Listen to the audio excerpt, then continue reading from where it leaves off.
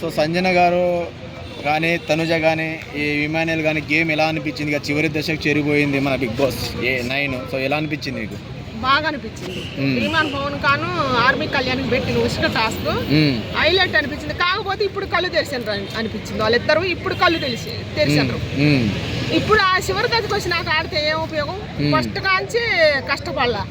ఇద్దరు అమ్మాయిల మధ్యలో పడ్డారు, army Kalyan, Shriman Pavan. Bigg Boss house అంటే మామూలు విషయమా? వాళ్ళ క్యారెక్టర్ వాళ్ళు ప్రూవ్ చేసుకునేది. అది మంచి ప్లాట్ఫామ్. అంటే ఇప్పుడు తనుజ గారు ఏమన్నారంటే కళ్యాణ్కి నువ్వు కెప్టెన్సీ కాకుంటే మీ అమ్మ ఫీల్ అవుతుందో లేదో కానీ నేను మాత్రం ఫీల్ అవుతా అన్నది కదా. మరి లవ్ సిగ్నల్ ఇచ్చినట్టేనా మరి పవన్ కళ్యాణ్కి? ఇచ్చినట్టే కానొస్తుంది. మన కళ్ళు ఏమైనా పోయినాయా? చెవులు ఏమైనా మోసపోయినాయా? ఇచ్చినట్టే కదా. నంగనాశాల మళ్ళీ ఏం తెలియదు, నంగనాశాలనే ఉంది. చేసేసాలు బాగానే ఉన్నాయి. సో ఇప్పుడు ఆమె చేస్తుంది, ఆయన నీతులు చెప్తుంది, మళ్ళీ రీతుకి వెళ్ళి క్యారెక్టర్కి ఈరెక్టర్ గురించి మాట్లాడుతుంది. అలా అంత మాత్రాన మన క్యారెక్టర్ ఏం బ్యాడ్ కాదని చెప్పేసి అంటుంది సంజన విషయంలో. దాన్ని ఎలా చూస్తారు మీరు?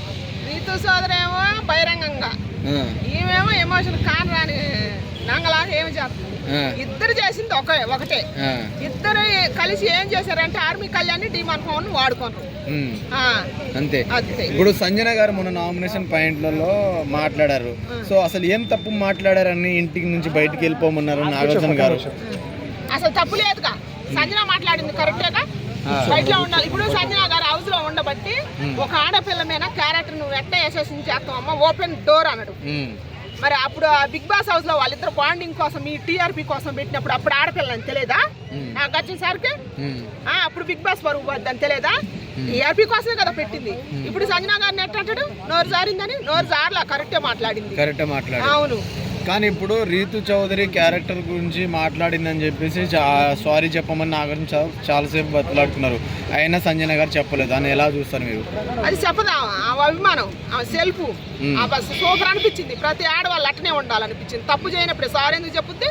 చెప్పనన్నది. అసలు మళ్ళీ మాట్లాడితే నాగార్జున సారీ చెప్పాలా సంజనాకి.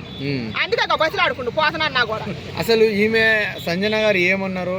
రాత్రి అయితే ఇద్దరు అనుకొని కూర్చుంటారని ఆ ఒక్క వర్డే అన్నది.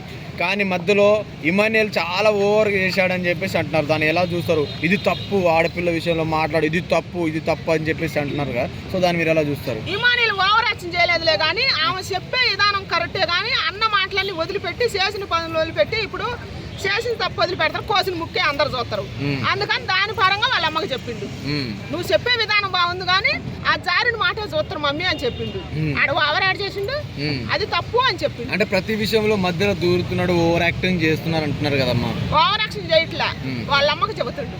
వాళ్ళ అమ్మని ఎవరేమన్నా కూడా ఆయన బాధ అనిపిస్తుంది. ఎందుకంటే వాళ్ళు జెన్యున్ గా తల్లి కొడుకు బాండింగ్ జెన్యునే కాబట్టి. ఇప్పుడు వారం రోజుల నుంచి సంజనని ఇమాన్యుయల్ దూరం పెట్టాడు.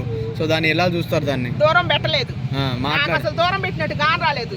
ఇమాన్యుయల్కి కన్న తల్లి వాళ్ళమ్మ దేవకి అయితే బిగ్ బాస్ హౌస్ లో సంజన గారి యశోద అని నా ఫీలింగ్. అవును. సో బిగ్ బాస్ మరి ఇప్పుడు కొన్ని వారాలే ఉంది. ఇప్పుడు సుమన్ శెట్టి గారు అయితే ఒకటే నామినేషన్ లైన్ పట్టుకొని ఒకటే దాన్ని ఊగులాడుతున్నాడు. నిజంగా నిన్న నాగార్జున సార్ అదే అన్నారు. సో దాన్ని ఎలా చూస్తారు?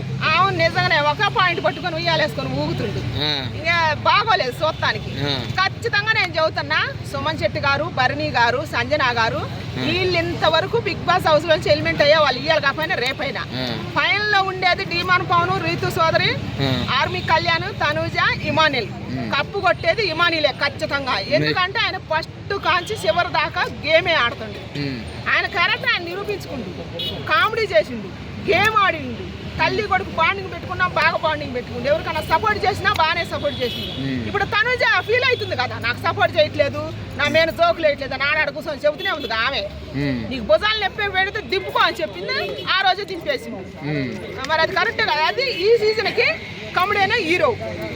దయచేసి నాయన చూసి ఓట్లేసి ఇమాన్యుయల్ని గెలిపి. మరి లేడీ విన్నర్ అని మొన్న ప్రియాంక బి వచ్చి చెప్పింది ఈసారి లేడీ విన్నర్ అవుతుందని. తనుజకి ఇంటికి వెళ్ళిపోయింది.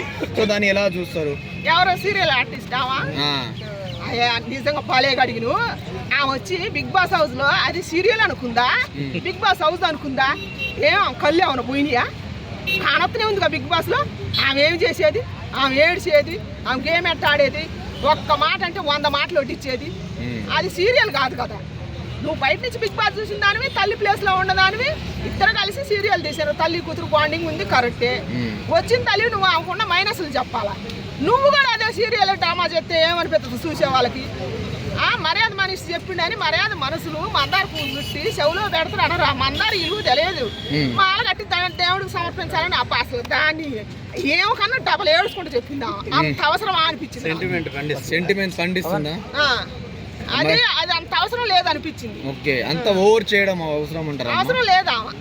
ఆ సీరియల్ చూస్తే ఆమె కట్టు బట్టు ఆమె కూడా చూస్తే బాగుంటుంది అనిపించింది. ఏడు చూస్తే ఇద్దరు సేమ్ రెండు అనిపించింది. ఒక సినిమా గుర్తు వచ్చింది నాకు, ప్రకాష్ రాజ్ అంటాడు తల్లి లాలింపు కూతురు తాలింపు అని, అది గుర్తు వచ్చింది వాళ్ళిద్దరిది.